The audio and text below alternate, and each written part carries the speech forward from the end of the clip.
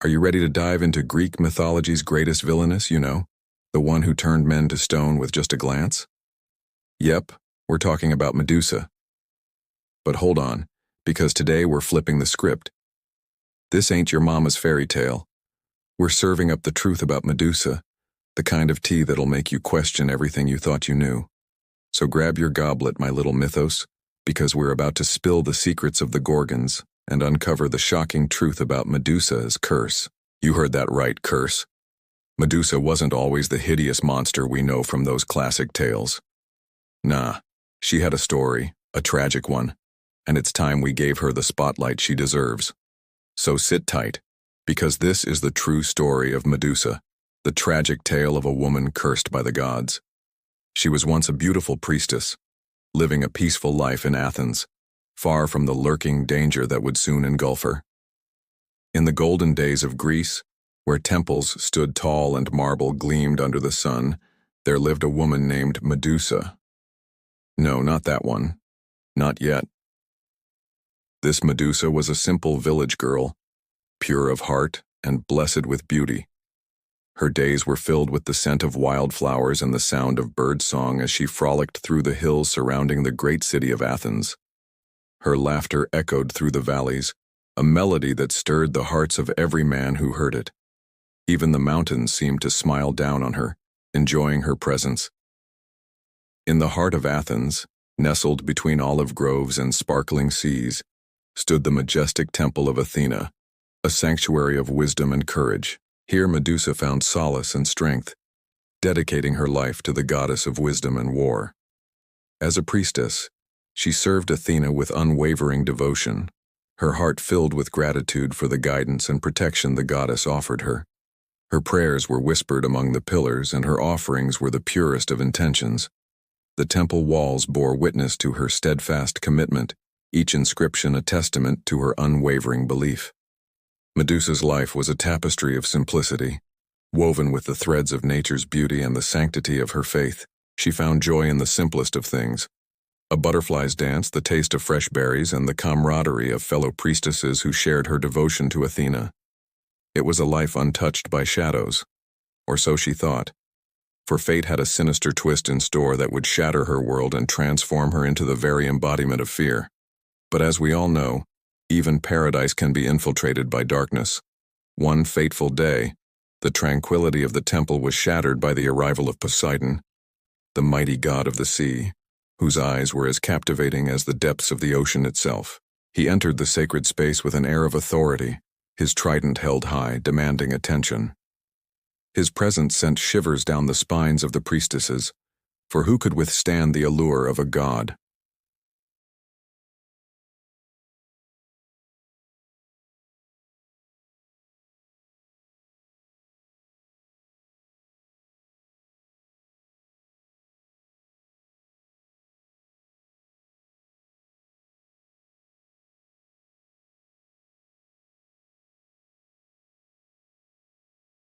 The battle within her raged, her devotion to Athena versus the undeniable allure of the sea god.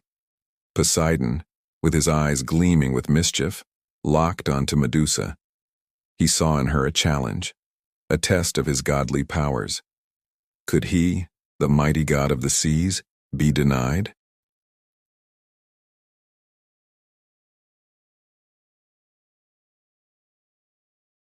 Medusa, frozen in place, could only watch as he drew nearer, his presence enveloping her like the tide.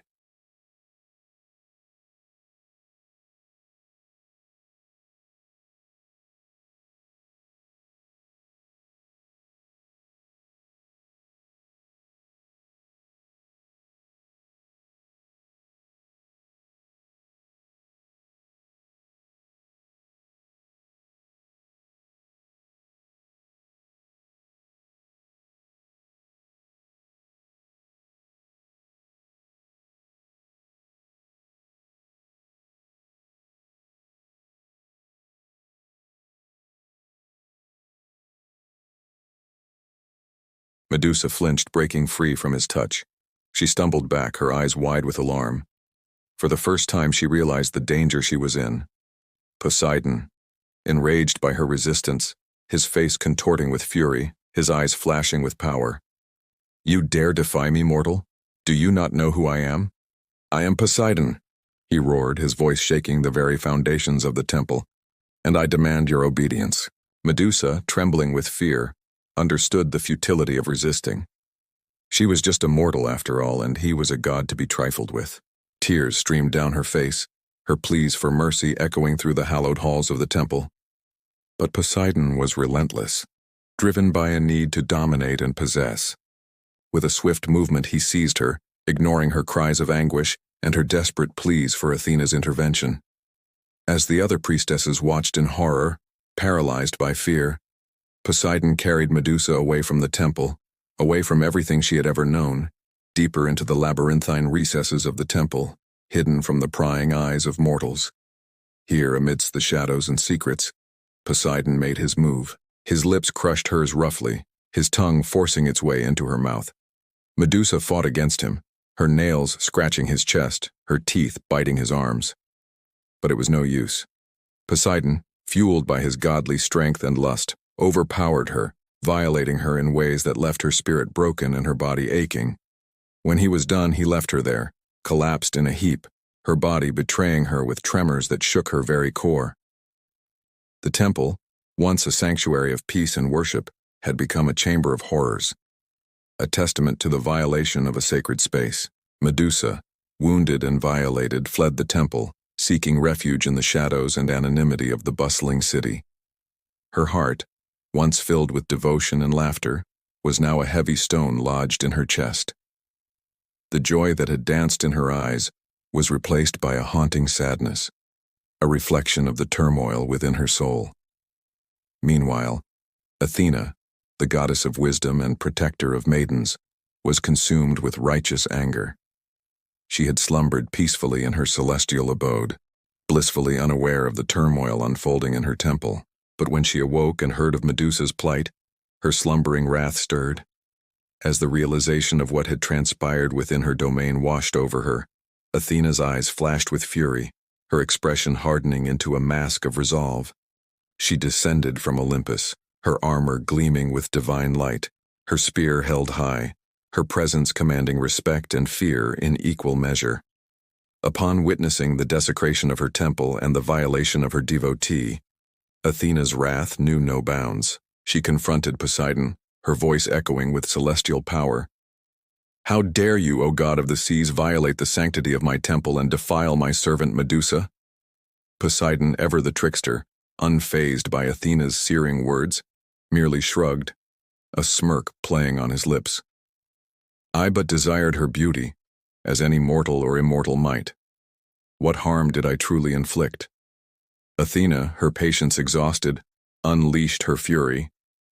"You have violated trust and defiled innocence. For this I shall curse you, Poseidon." With that, Athena turned her gaze to Medusa, whose form had become a vessel of pain and violation. "Do not worry, child," Athena said, her voice softening with compassion. "I shall protect you from further harm."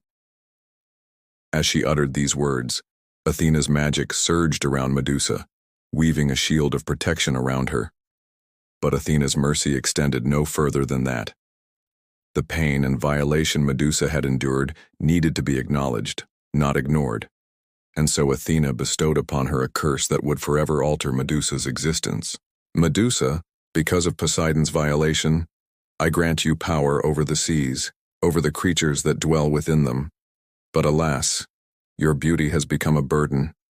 Men, with their insatiable desires, will seek to possess it, leading to your suffering. Therefore I shall transform your hair into venomous snakes, your gaze into a weapon that turns men to stone, and the memory of your agony will echo through eternity." With these words, Athena's curse took hold. Medusa's body contorted in pain, her hair writhing and multiplying until it formed a writhing mass of venomous snakes.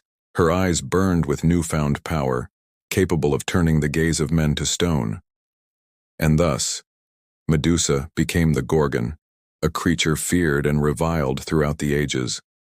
Stripped of her humanity, cursed by the very gods she revered, Medusa retreated from society, seeking solace in the desolate wilderness, away from the prying eyes and predatory gazes of men.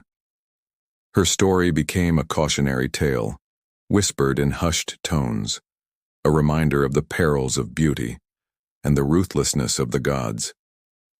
Yet despite her monstrous appearance and terrifying reputation, Medusa's heart still yearned for the simplicity and sanctity she had once known in the temple of Athena. She longed for the days when her greatest concern was the wilting of flowers and the changing of seasons. But now, trapped in her own personal hell, she became a symbol of female rage against a world that had wronged her. And so, centuries later, her story echoes through the ages, a testament to the enduring spirit of a woman scorned, a reminder that even in the darkest of curses, there is power and a glimmer of hope for justice. So, my little mythos, tell me, what do you think? Was Medusa a villain or a victim? Let me know in the comments below. And if you're thirsty for more untold myths, don't forget to subscribe and hit that like button. Until next time, stay curious and keep questioning.